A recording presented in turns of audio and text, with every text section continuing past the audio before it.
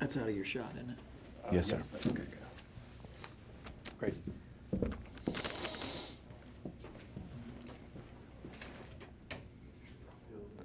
How do we, if I wanted to send a note to the First Lady for the gift yesterday, what's the best way to get that to staff? Without going through, 18 security guards, 3 Actually, FBI agents. The easiest way to send a note to the Pences is 4750 North Meridian. 4750 North Meridian? Okay, thank Just you. send it to the house. Oh, to the house. I was like, I know that address. I'm like, why are you giving me a post office box for? Okay, at the house. Absolutely true. The house. Okay. I mean, they screen the mail a little bit. But That's all right. we Well, get no, all of it. it's just a thank you. And note. that's where her office is. Okay, good. Yeah, just a thank you. Yeah, yeah. Yeah.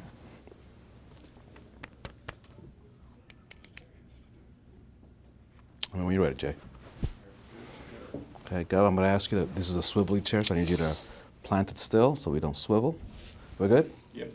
Governor, thank you for joining us on this issue. You called it a new era in the delivery of health care. What did you mean by that? I believe it's a new era in the delivery of mental health services in the state of Indiana, because not only are we building a new state-of-the-art facility that'll be the flagship of mental health treatment and the treatment of addiction disorders in the state of Indiana, but we're using a different model of care.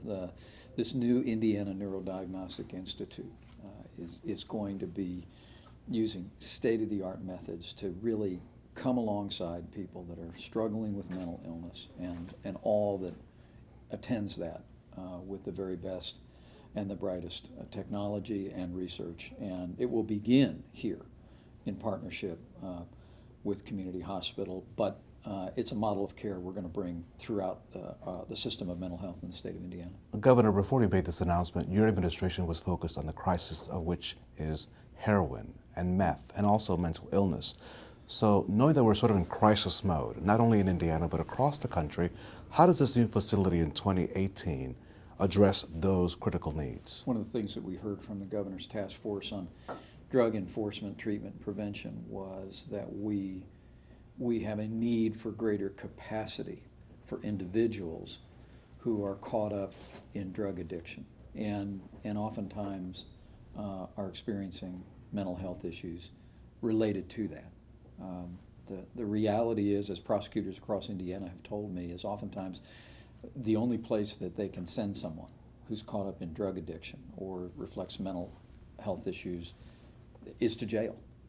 And as you heard today, it's heartbreaking to think that 50% of the inmates that are incarcerated in Indiana prisons today struggle with either mental health issues or substance abuse issues.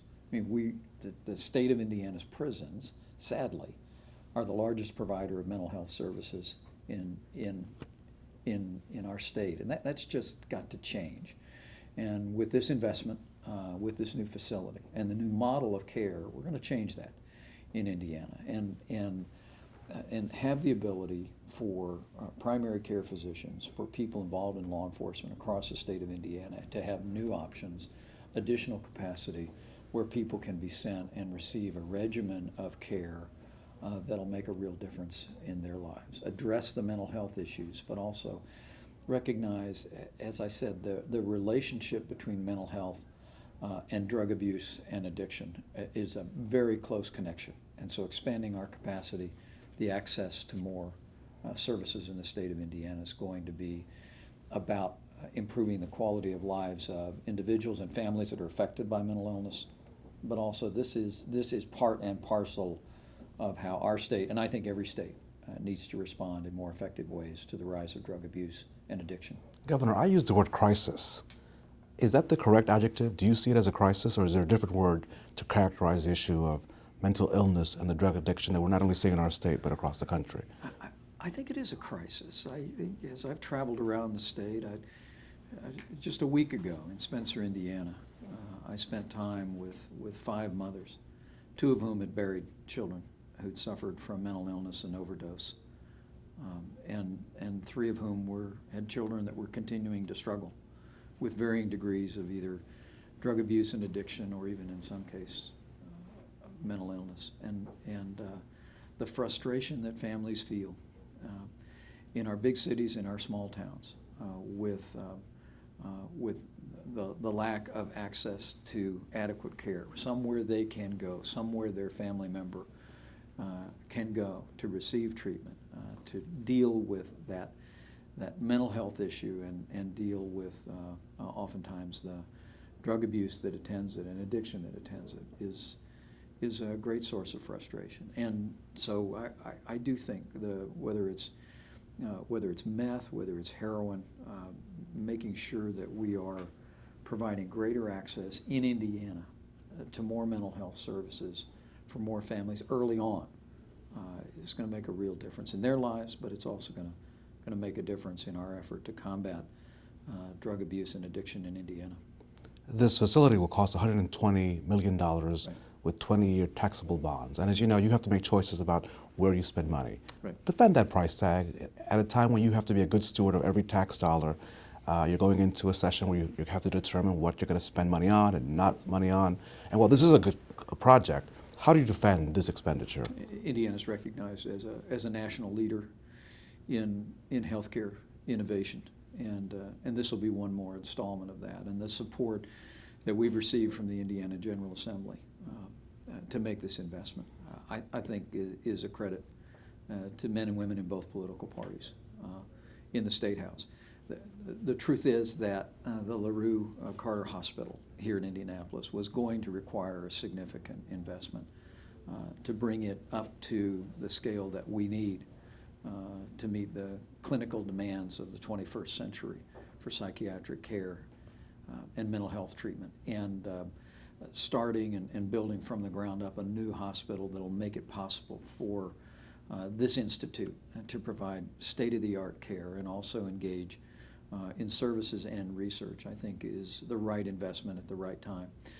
We'll be able to finance that through the Indiana Finance Authority, but we, as was the case with the Healthy Indiana Plan, we believe and are projecting that traditional funding streams that come through public resources today will cover the cost going forward of that debt service. And I think it's the right investment at the right time. You know, as I said, it is Hoosiers deserve to know that half of the people in our prison system today struggle with either mental illness or drug addiction. And that makes the Indiana prison system the largest mental health care provider in the state. There's something very wrong with that picture. And Indiana, decades ago, joined virtually every other state in the union, and we moved away from a commitment to institutional care for mental illness.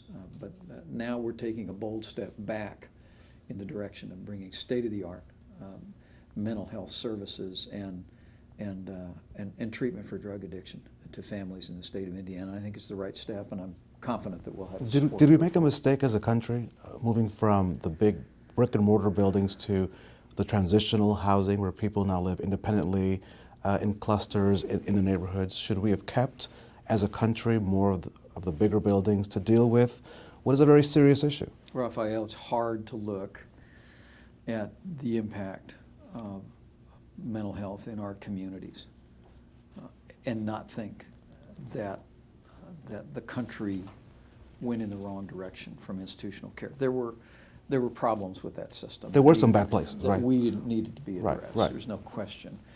But when you see today the incidence of mental illness among our homeless, when you see the burden that it places on our hospital emergency rooms, when you see the prevalence of mental illness, substance abuse in our prison population, all of that says it's time to rethink our commitment to mental health. And here in Indiana, as we've done in so many other areas, we're, I believe, once again on the leading edge of thinking new, thinking fresh, with the compassion of the people of Indiana driving what we're doing.